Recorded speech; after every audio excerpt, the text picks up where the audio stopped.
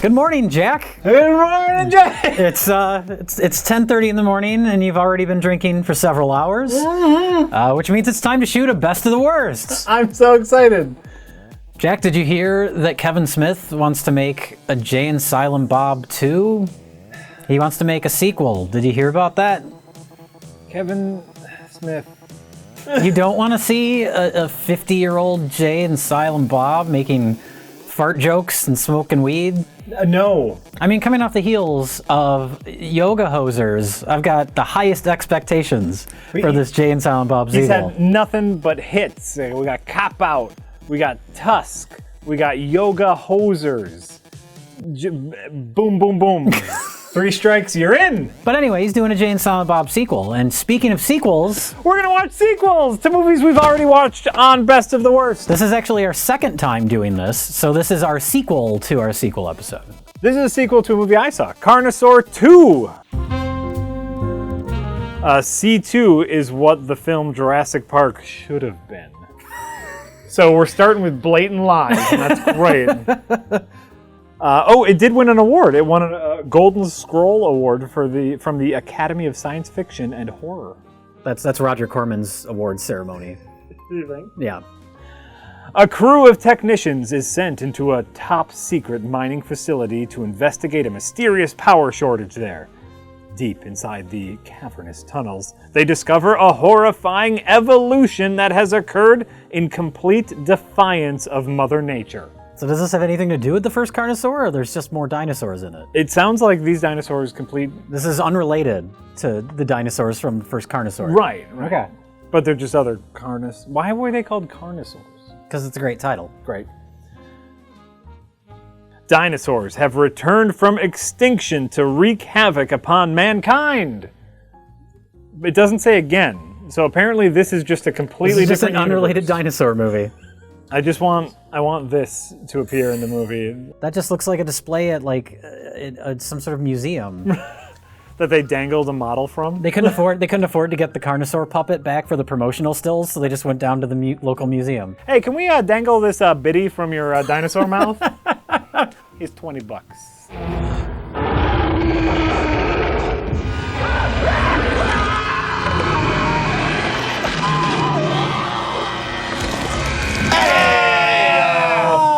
Oh, just spit it. You're supposed to eat that. No. I'm a vegetarian. I'm just very angry. Oh! Yeah, that's good stuff. That's what I want out of a Carnosaur movie. Hey, Keep going. Yeah, hold on that for like 3 more minutes. Fuck yeah. Well, Jack, our next film is The Skateboard Kid Part 2. Well, this looks like a different kid.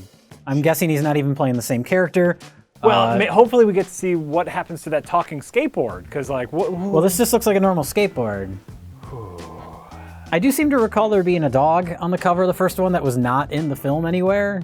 So maybe we find out. Maybe we'll get some resolution to this dog. What are the odds there will not be a dog in this movie either? When there's magic in your heart, you can soar. Asterisk, don't try these stunts at home. And this is the special family version of the film, as opposed to the violent R-rated cut. Take a roller coaster ride full of high-octane adventure as 12-year-old Sammy takes to the skies. With the help of a fantastic flying skateboard, Sammy ends up the hottest skateboarder in town. But a group of local thrashers don't like the extra competition. They plot to destroy any chance of Sammy competing against them in a local tournament. But they don't have a clue what they're up against. Not since The Karate Kid or The Mighty Ducks has a family film inspired such exciting action. And we also have Dee Wallace Stone, who played the mom in every 80s movie ever. She was E.T., the mom in E.T., she's the mom in Cujo, she's the mom in Critters. Oh, yeah. And she was in Lords of Salem with Bruce Davison. So this is a Lords of Salem, Rob Zombie's Lords of Salem reunion film. That's great. And they spelt Jim Wynorski's name wrong on the credits.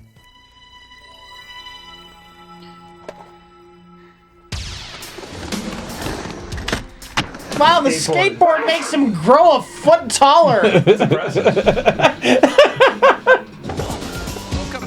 Well, well. These camera angles suck. Whoa!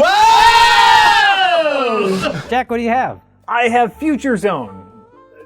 First of all, Jay, what is this a sequel to? That's a sequel to the film Future Force, where David Carradine is drunk the whole movie and has a robot arm. That sounds great.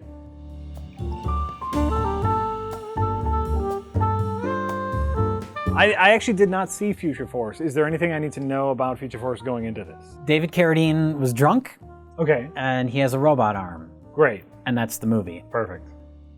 And it was directed by David Pryor, as is this movie. Best of the worst legend at this point, David Pryor. But this film stars Ted Pryor as well, who was not in the first one. And here he is. Hunted, hated, and destined to die, the future was his only way out. Oh, so we get time travel? That's great! I'm excited now. The mean- first movie did not have time travel. John Tucker, David Carradine, was the fastest gun in the New World until he was slaughtered in a brutal, bloody battle. Now, 30 years later, someone is trying to stop that murder. Time travel! Okay. Armed with a time machine and a .44 Magnum, Tucker's son, Billy, Okay. Ted Pryor, blasts through time to change the course of history and save the father he never knew. Teleporting through the future zone, Billy arrives in Los Angeles one step ahead of destiny. And we need to stop here because we're going to have a little discussion about how to properly make format your paragraphs. text on so the... here's the paragraph and 6 way up here now. That's no good. That's not how you do it. No. I see they wanted David Carradine front and center, but it's like Yeah. and 6 hours before Tucker's predetermined death. Facing a barrage of gunfire and explosions, this father and son prove to be an unstoppable force as they battle all odds to clean up the town and save their lives. If he has a time machine, why is he only going back 6 hours before his dad dies? Because that's really convenient for the movie. Because that's what happens in movies.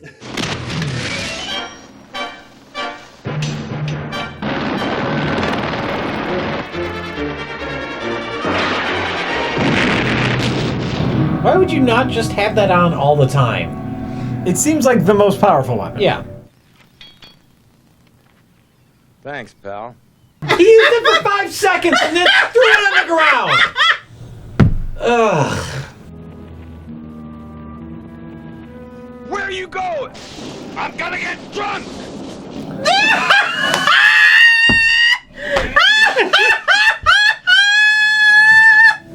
I'd like to note, That's the truest moment ever captured on film with no, David it's Carradine. not, because it's implying that he's not already drunk. Oh, yeah.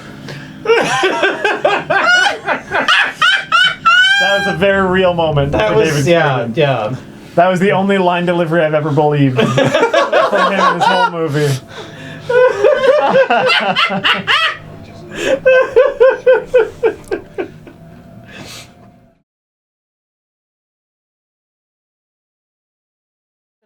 Why would Rob Tapert? I mean, he's been with It's this like thing- he doesn't understand the property, even though he's been a part of it from the beginning. And apparently he was against what turned out to be honestly one of the best episodes of television I've seen in a long time. yeah, one of the best moments in season 2, he was actively One of the best trying to moments- stop them from doing. One of the best moments in all of Evil Dead. Oh Yeah, yeah. yeah. It was this wonderful sequence, and apparently he was against it. completely 100% yes. He wanted to get it out of the show. He doesn't have any idea what he was doing. Apparently not. Yeah. Oh my god. All right, speaking of fucking things up, today we watched 3 sequels of movies that we had previously seen, although I personally had only seen Carnosaur. I noticed he took control right away there. Weird. Yeah, I want to talk about this shit. What do you... Yeah. That's the new game. I guess Who it's talks first. Yeah. Who stops the chit chat? Just get the show going, so they don't have to I mean, intro. it a would- I movie. felt illegible because I was on the end, but I had considered it. The good news is you don't have to have seen the original movies, because these pretty much don't have anything to do with the original movies. No. Jack,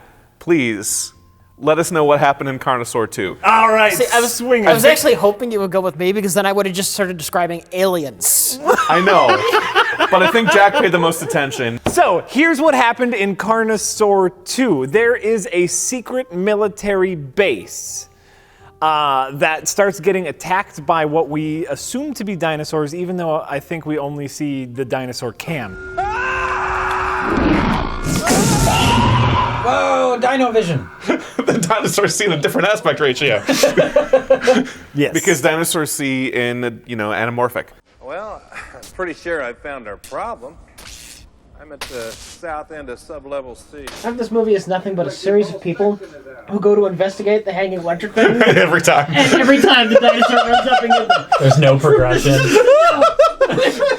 Yeah. This guy, then that guy, then the iguana. So, the base gets attacked, and they have to call in a group of apparently scientists. Based on the look of them, we thought they were like military guys or some sort of mercenaries. Yeah, they've got the classic setup of like a paramilitary sort of group or a terrorist group where you've got like the one tech guy and you've got, muscle and this and that and the other thing. But they were all supposed to be scientists the whole time. Yeah, like they were basically the A team. What's wrong with you, Mutt?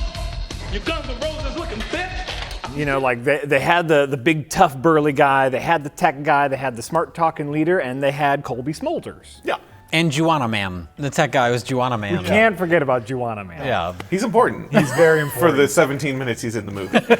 So the group of not mercenaries goes into the base at the behest of not Paul Reiser. Who's dressed just like Paul Reiser from Aliens. This is Aliens. It's basically Aliens. Well, don't forget there's the survivor, though. Because we're introduced to this child character. Yeah. Oh, yes. Not Newt.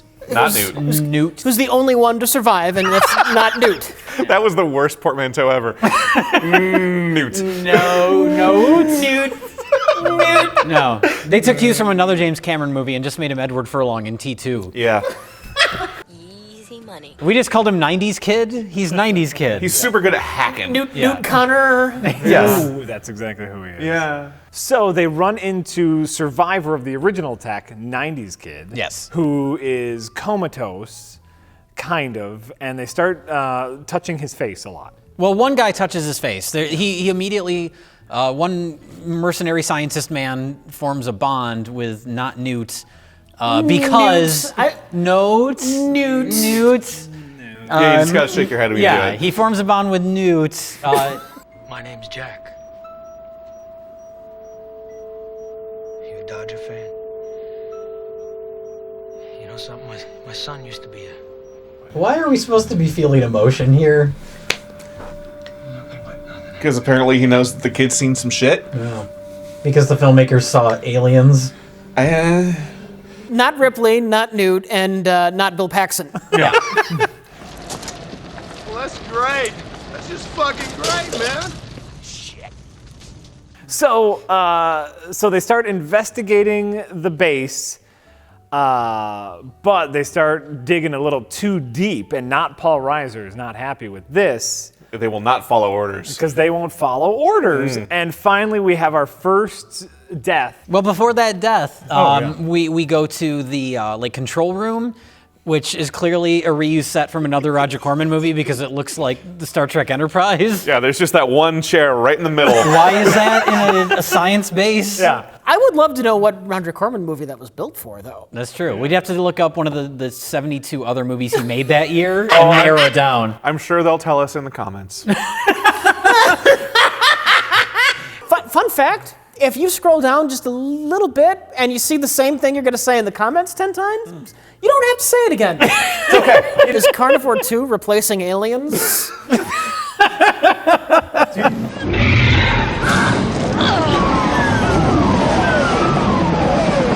Switch to the model?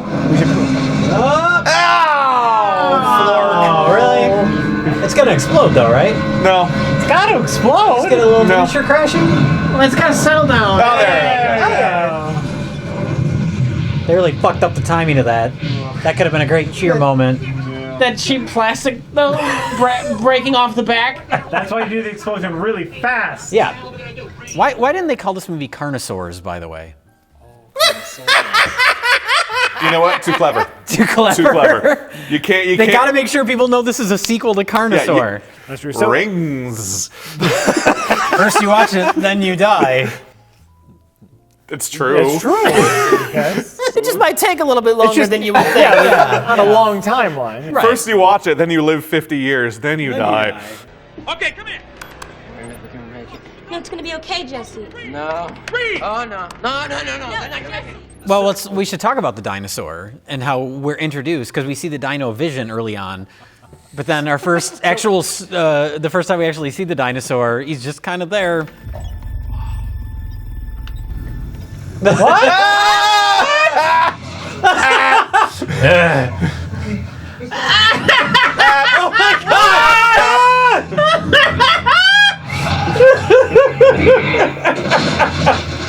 There no clever reveal? No, There it just is. There it is. Just fuck you, here's a dinosaur, let's go!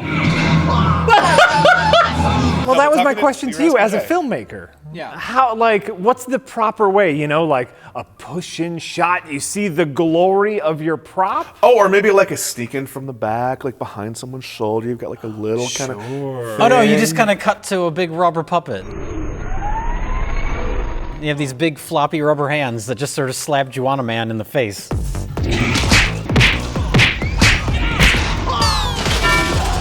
That was a shock. I didn't know. That was more shocking than it would be if they tried to do it in a creative way. It's clearly a guy in a suit when it's not just a stuffed thing that they kind of wiggle around. Yeah. At least Do you remember an Alien when it like comes down from the chains? Yeah.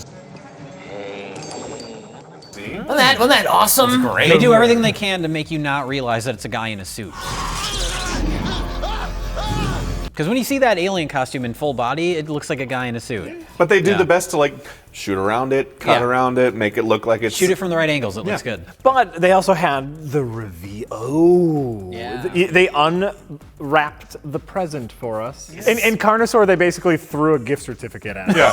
That was Here's $20 at Starbucks. Well, From that close too, just like. Yeah, there you go. The coupon shot. Yes. The biggest problem with this movie, because the rest of the movie is aliens, is that there's not a whole lot of Carnosaurs in Carnosaur 2. No, at one point they're posited as being super intelligent and they're like tripping the explosives. Yeah, and that's kind of fun. Yeah, but that doesn't lead to anything because they all just No. blow up in the end anyway. Yeah. That last one seemed closer. No, it's not holding them back. They're coming through. we're not seeing any of the dinosaurs, though. We saw some fire. Unlike Carnosaur. Yeah, this movie's a little light on the Carnosaurs. A lot of it's just filler, but we gotta get to the one good gore scene in the movie.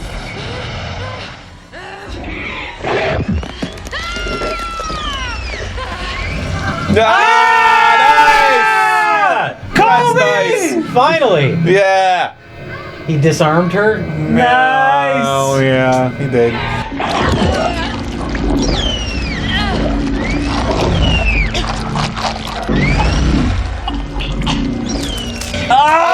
Oh! What? Where was this the whole movie? Seriously. Oh, shit. There's no gore in the entire fucking thing, and then all of a sudden there's this like it's biting arms off, and it's Poor great. Kobe. Just one scene, one character. Yeah, poor Kobe Smulders gets Yeah. it the worst. And like, why Colby? There was a dickhead to rip apart. There was the evil businessman to rip apart. But poor Colby, who didn't do anything the whole movie. It's like that part in Jurassic World where the one assistant character just gets violently murdered for 25 minutes for no good reason.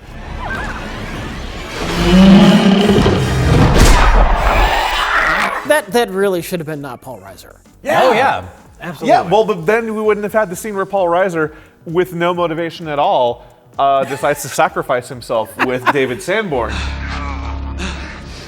Are they gonna do the grenade in the vent?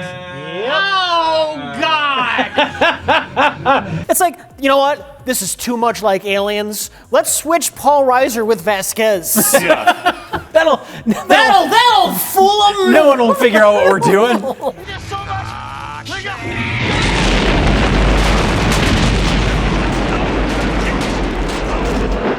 It's like in Star Wars Rogue One when Forrest Whitaker. Start over. It's like in The Star Chronicles Wars. of Forrest Whitaker.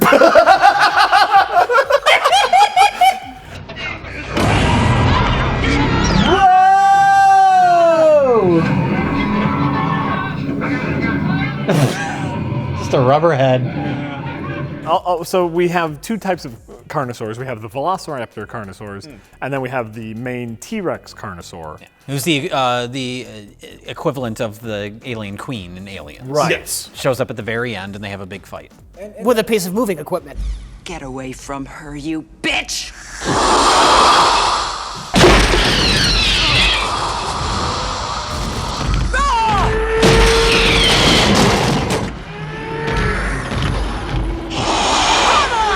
Which takes 20 fucking minutes. I think what you say is there's an awesome 1.5 minute battle in that 20-minute sequence. There you go. Right. Yeah. Yeah, That it could was have exactly come. what I'm saying. It could have come way down, but the thing is, this is only an hour and 23 minutes total. Yeah. So it's like, okay, it's got to be over 75, or we can't sell it. Yep. Oh God, we have to spend. I'm done with this action scene. No, it's not done with you. Scene. We know what's gonna happen! We've known for the last 10 minutes! You gotta get to that 90-minute. Wait. I'm waiting for him to say something. Eat this, Barney. What? Barney. Yeah, eat this, Barney. Eat this, Barney? Yeah.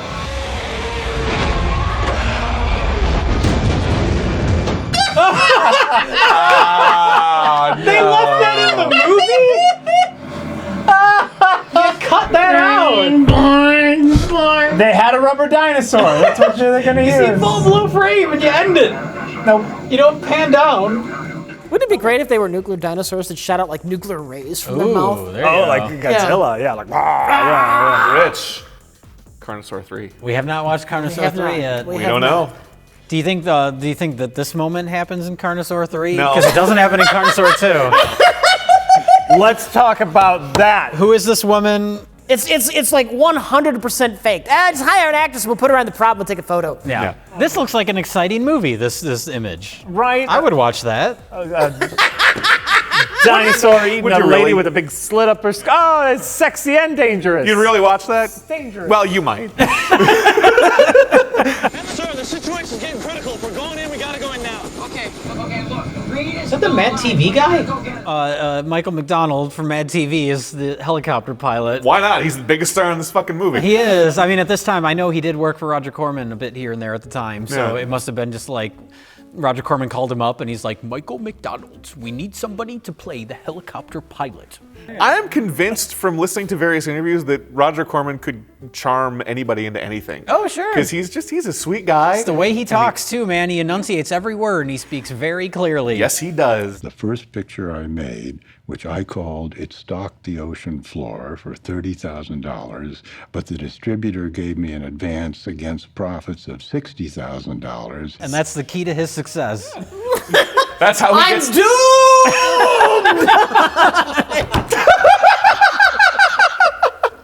I'm convinced. I'm absolutely convinced that is how Roger Corman gets movies made. We're making a sequel to Carnosaur. Yeah. And we're going to have an aliens type plot. We're doing a sequel to Carnosaur. We're gonna have a plot like Aliens. Yeah, see, that doesn't sound... I'm not buying that. You gotta be a Centaurian. You gotta. Yeah, I mean, you have like a half a day you spend on the movie. Michael, we've got half a day available for you. Would you like to be a helicopter pilot? I feel like I'm doing Adam West now. It's pretty close. Just gotta throw an old chum on the end. Old chum. Would you like to be a helicopter pilot for half a day, old chum? Holy Carnosaur, Batman.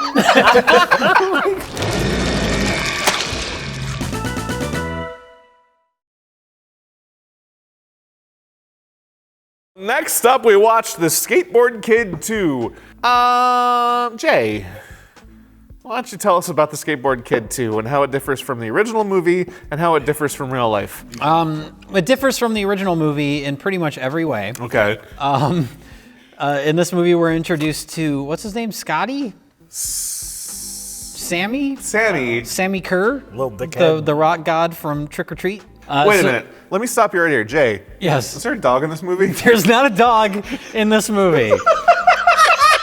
There's not a dog in the Skateboard Kid, and there's not a dog in the Skateboard Kid 2. Oh my God! They keep fucking shoving these dogs. You know what? This dog is the family-friendly version of the hot babe from Carnosaur 2. What do people want to see? It's the same shit. They're bamboozling us! They're constantly tricking us. I feel conned! Maybe in the unfamily-friendly edit, the dog was there but got gruesomely murdered. By a Carnosaur. By a Carnosaur? Because he was trying to protect his hot babe owner! Oh, shit! It's the Carnosaur cinematic universe. All these movies are connected. Oh God! So the Skateboard Kid 2. This kid, he's working on a car with his dad, and we knew 5 seconds into it that the dad's gonna fucking die. If you don't leave now, you're gonna be late. Just give me a second. I'll be right there. Is he gonna die? Can I brag and say I called what happened with the dad? Yeah. That was impressive. Okay, Yes. Thank you. I'm sorry I gotta go again, pal. Duty calls. But we'll finish up this old car when I get back, okay? He's never coming back. Is he gonna take off his smock and it's like an army uniform underneath his smock? Yeah, he's never coming. Oh my God, it is! Oh my God! Why? What's under his smock? Got a helmet. That guy's so fucking dead. Good job. Good job. His airplane fighter pilot helmet, it was there. He's got to go. He's got to go right to the airfield. He's seriously down to like his last minute. He's got to go right there. So we cut to a few years later. The mom has fallen on hard times. She's close to losing their house, and the kid decides, kind of randomly, to build a skateboard. No, he's wandering around and then he sees those cool kids That like, are bad at skateboarding.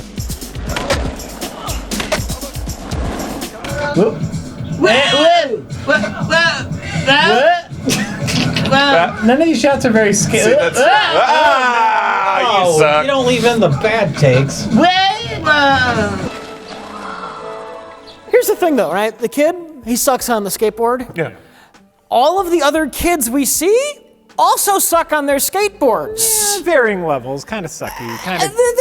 Why is he getting singled out for sucking when everyone else is falling on their ass? This movie rates much lower on the woe-ometer.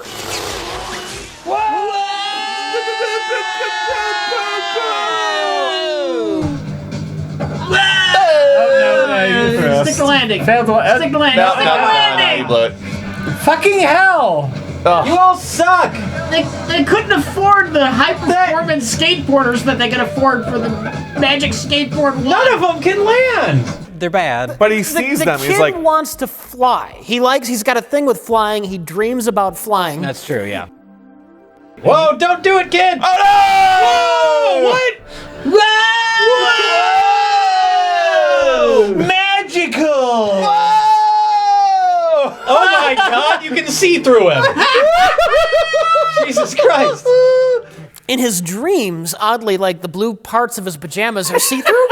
That's very weird. Now we told the kid not to wear the blue pajamas. He's wearing the blue pajamas. People that did public access shows knew not to wear blue in front of a blue screen. Oh yeah, his older sister is Kimmy Gibbler. In the one role she did other than Full House. Sammy, you little boogerhead! Way to go, doink. Hey, you want to see what I made? Maybe not. Is that a Jewish skateboard?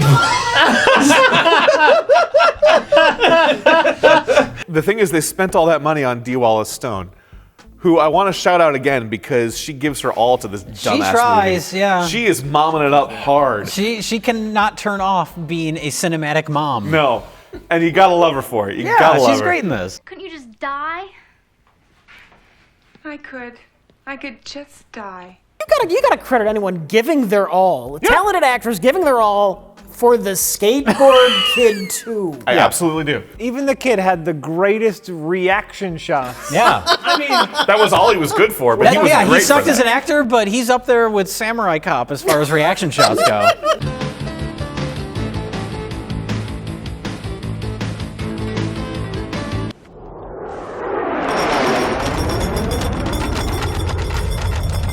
So, a jet from God flies over, drops off a package with a aluminum foiled cover magazine? Yeah.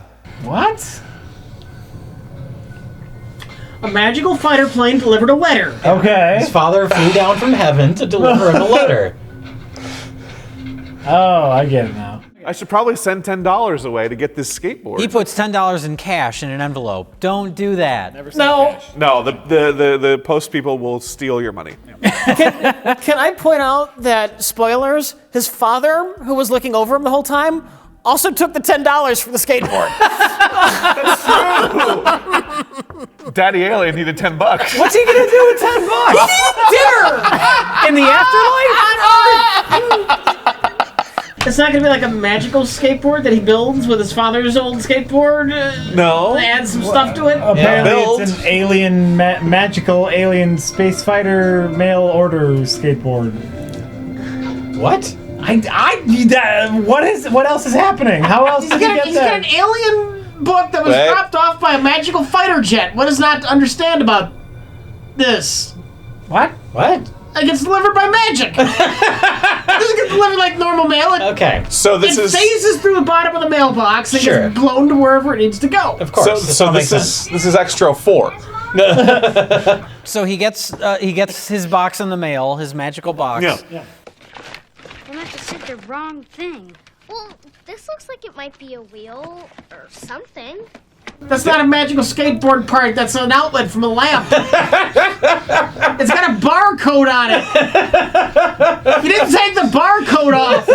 You bought that at the Home Depot.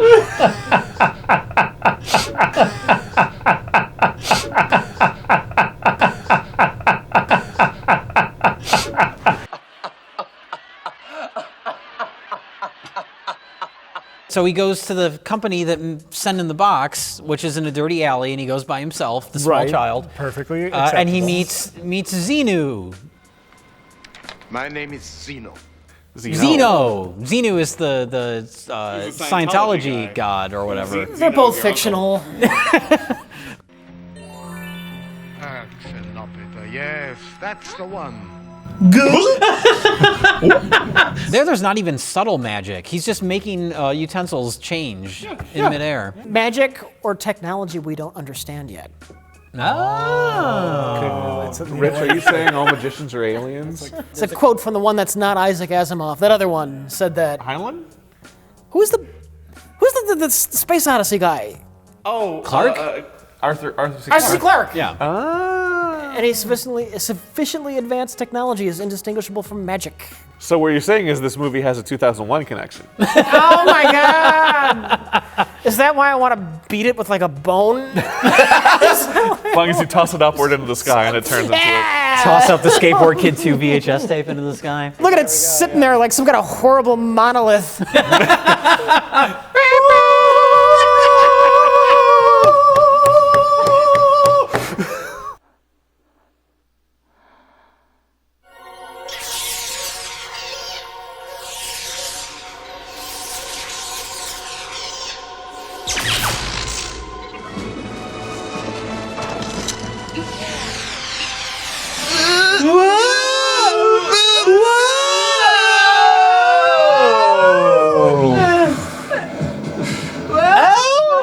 Well, I don't know. Wow, he did that thing they all can do. By the movie standards, he's amazing, even though he just jumps off a little ramp. It does also turn him into an adult, which is pretty amazing. Not even trying. No. Oh my God. No, that It's a Jesus. straight up adult. Like I don't even know if that's a teenager. No, it's Tony Hawk as an adult.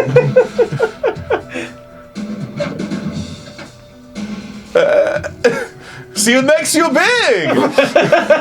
Definitely, he's got like a portable Zoltar machine. This is mighty impressive in that. Yeah. I'm Ken Fields. I represent several firms that sponsor professional athletes, including skateboard riders. You're good. If you compete, you might win. Talent Agent Man sees him. Huey Lewis? Huey Lewis sees him jump off this tiny ramp and is like, "You're the best skateboarder I've ever seen." He tells him about this competition where you could win big bucks, which would save his mom's house. You're the one that showed up on our turf. Look, if you want to ride with the big boys, then you're going to have to prove it. Now, how am I supposed to do that? So they challenge, like the curly haired kid challenges Kid to I don't remember his name. To a skateboard. To a skateboard duel. Hey, go down the super tricky path that ends in a cliff. You'll chicken out. The skateboard fraud. Whoa. He's using performance-enhancing skateboards. That's true.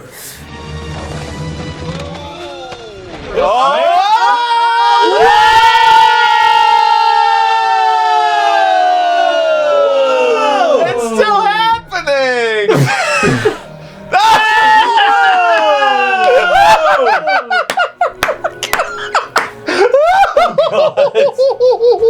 Oh, Jesus. Whoa. Oh, they didn't stick the landing. Yeah. In Doesn't dust? count. Doesn't count. You lost. You lost, Curtis. Bye. Well, so then they all the bullies realize that he has the magical skateboard, and they're like, we got to get this skateboard away from him. Yeah. So we have a plan. So they concoct this plan where Bruce Davison takes Dee Wallace, the Skateboard Kid's mom, out on a date. I was gonna fuck that later. Oh. The spaghetti or her? The spaghetti. Okay. Obviously. Meanwhile, Danny. Danny? Yeah, Danny. Who's Danny? Is that handsome kid? Yeah. How do you remember his name? From that scene where they call him Danny? I don't know. But meanwhile, they coerce Danny into taking out Skateboard Kid's sister, Kimmy Gibbler.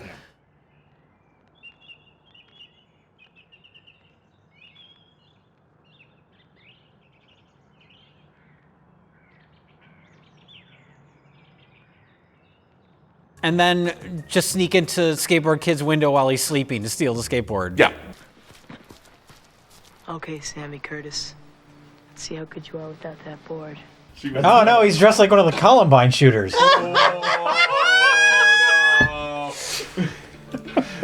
Things are gonna get dark. I didn't know Columbine started over a skateboard dispute.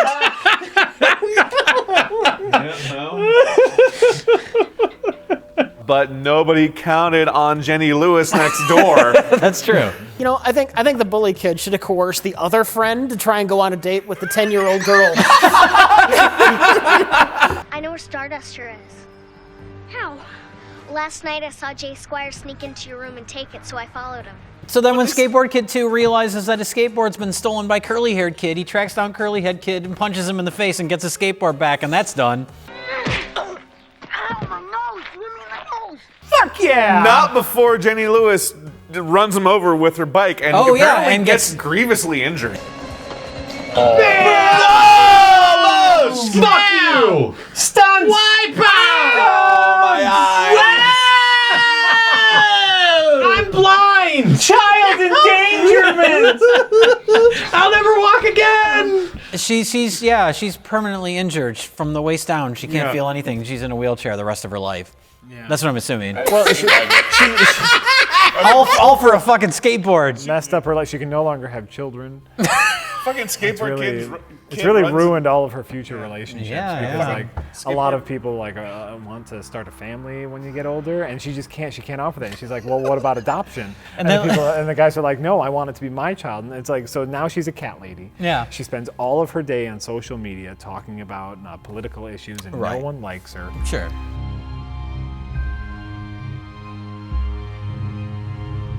All because of this goddamn skateboard. It gets sadder. Thanks, Zeno. It gets sadder and sadder. This poor girl, and Yeah. like she's becoming more.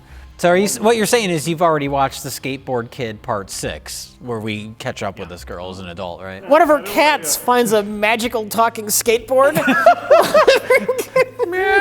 She has flashbacks to like the skateboard kid that ruined her life. we keep seeing the bit where she falls over, like in black and white in slow motion. Like, so it ends up being like this PTSD. weird revenge movie, like it's like Miss 45 except with skateboards.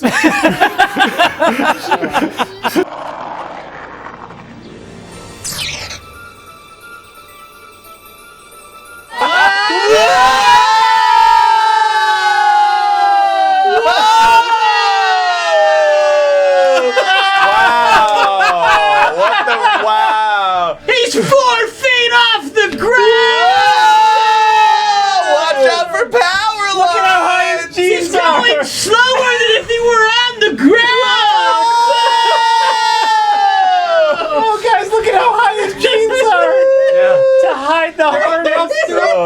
right up to his chest. Look, it's coming off his helmet. He's wearing grandpa jeans. Whoa! Oh, shit! The trip here took all I had. You're going to have to do this on your own. I need you. Sammy Curtis, please report to the starting ramp. So, Skateboard Kid goes see Huey Lewis. Oh, my skateboard's broken. All right, cool, here's another skateboard. Go. Yeah. And then he goes, and he goes in the half He pipe goes for a back while. and forth a little bit. With no actual training. Yeah, that's the thing, is like he has no idea how to ride a skateboard outside of riding the magic skateboard that does all the work for it. Right. Maybe the magic skateboard functioned like training wheels. We'll have to ask his stunt double. Because that's what he does all the skateboarding anyway, the adult male. They're not even trying.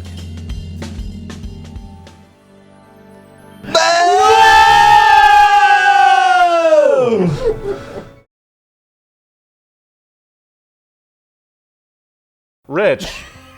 Yeah. Would you like to tell us about Future Zone? Future Zone, David Carradine, who was the star of the previous installment. In the early '90s, he made a follow-up where he teams up with his son, and then they go on like cop dramas. And then when Kung Fu: The Legend Continues failed as a series, he made Future Zone. Fucking nailed it. Yeah, that's beautiful. Beautiful. That was good. Wonderful.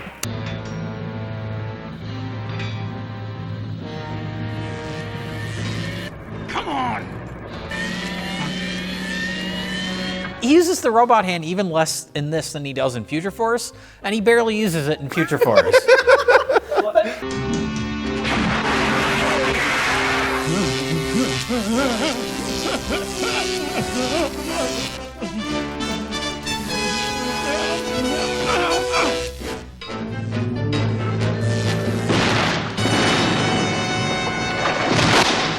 But David Carradine, he stars as John Tucker, who, this character was so interesting that they thought they had to make a sequel starring him. Didn't they make a movie about him that he must die? Yeah, we already made that joke in the Future Force episode. Damn it.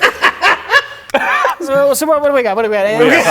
What happened in this movie? What's going on in the movie? I don't know. He's this fantastical, amazing, the best cop bounty hunter, because in the future cops are just bounty hunters Yeah. who has ever lived, and he really just stands there and shoots at people. Yeah.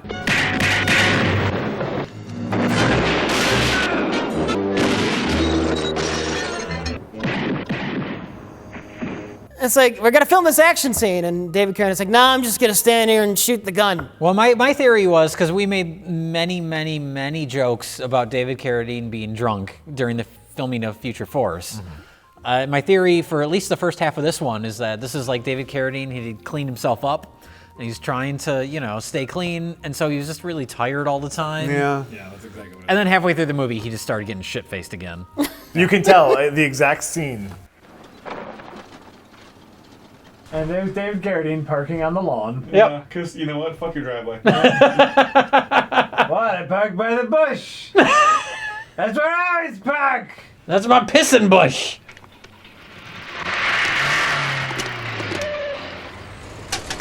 Well, the plot of the movie is Ted Pryor plays his son from the future that travels back in time to save David Carradine, his dad, from being killed.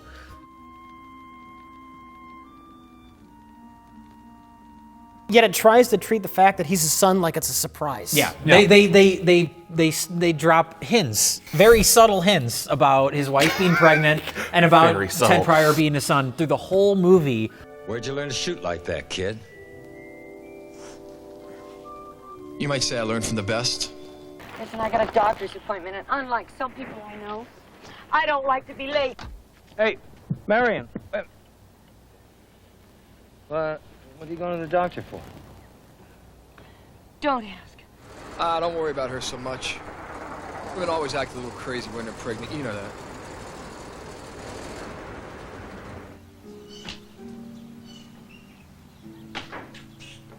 It's not even called out, but it's so fucking blatant through the entire goddamn movie. The fucking Ted Pryor tells him that he knows his wife is pregnant. Yeah. Yes.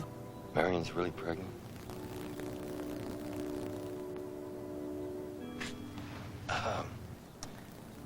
Is it a boy or a girl? He is the worst cop. It's a bear. You mean you came from the future to see me? And you knew my wife was pregnant? Wow! What a coincidence! What are you, my nephew? Oh, fuck off! To be fair, David Carradine does not play a detective in this movie. He plays a cop who shoots people. Yes. People tell him who to shoot, and then he just goes there and he shoots the person. All right, And everybody that he shoots and everybody that's shooting at him just stands in one spot. Right. So when does he use the robot hand? Once in an intro action scene, and once at the end. Yeah. Well, he needs to put it on to open a door. Took you so long. I've been waiting for you all morning. Well, why didn't you open the damn door for me? More fun to watch. I just wanted to watch you do it, David Carradine.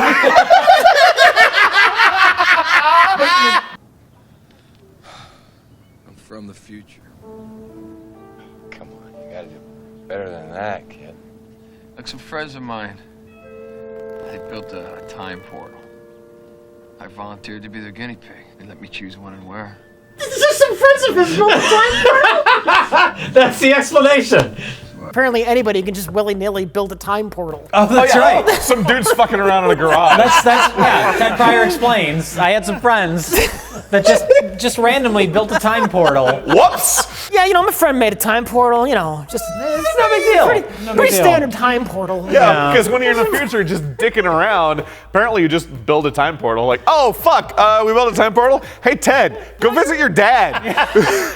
See what happens. Your survival or this crime you're trying to prevent, none of it's really significant in any way. My friend just built a time portal. I thought I could see my dad. Everybody's doing it 40 years from now.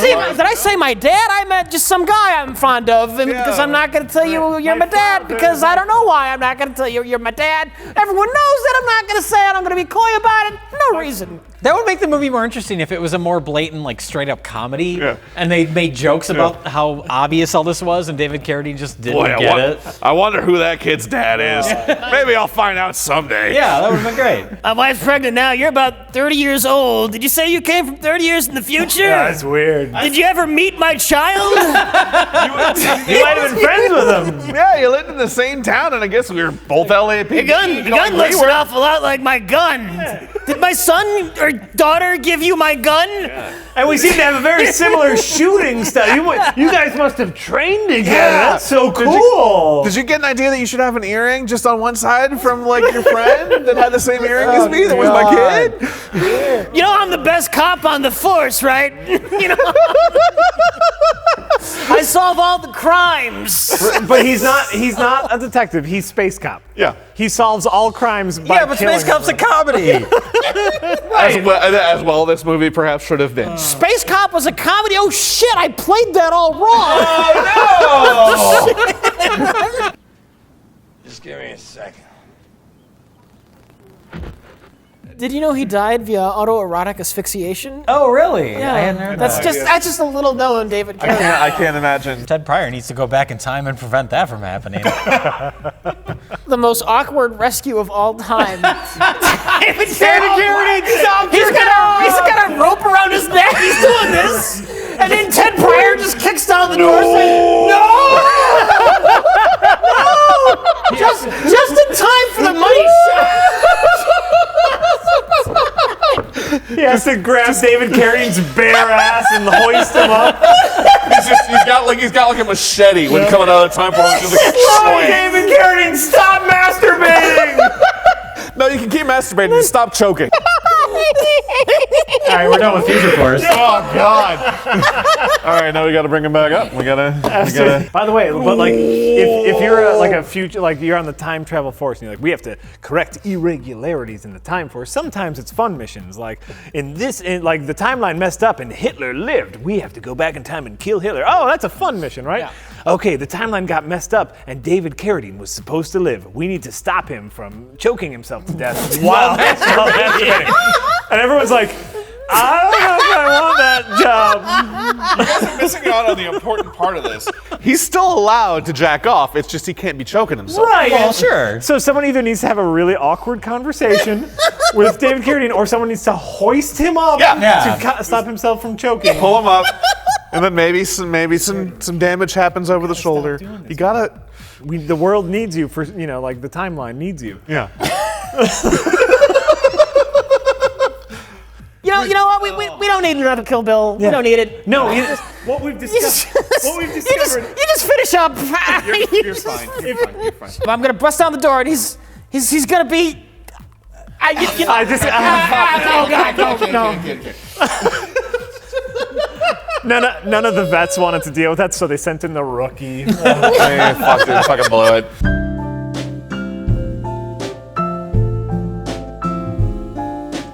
I would like to know what is everybody's choice for best of the worst. I'm gonna start with Rich. I got no fucking clue. I abstain? That's why I'm glad he was starting over by you. I really got no fucking clue. Yeah, nothing. I'm gonna. Jack, what do you think? You should just flip a coin. Right? This is a really tough call. I guess. Did you know that David Carradine died from autoerotic asphyxiation? Isn't that crazy? That's an interesting bit of trivia. He was choking himself while jacking. Was it like a noose or like a scarf? I think most people use like belts. Belts? Oh, because then you can pull with one hand while you're jerking. Well, no, it happens a lot in hotel rooms, I guess. I don't know if it's like an actually, like thing. you don't pull. A lot of people like hang it. Yeah. From something. Sure. Yeah. So then they just from like the closet door. Right. And that's the point of the problem. That's where it gets dangerous? That's where it gets dangerous. Because But apparently, because it's the danger that's what gets you going. Yeah. That's what I hear. I don't know. That's what gets you going. I know, but that totally colored every movie that David Carradine is in. Yeah. Including Carnosaur 2 that he's not in. But it still colored that movie. What color? White? Was he? I'm sure. Was he over his collection of movies while he was doing this? Was he? I'm sure for a while he was purple. Ironically, he was jerking it to the color purple. Here's a thing for Whoopi Goldberg. Yeah.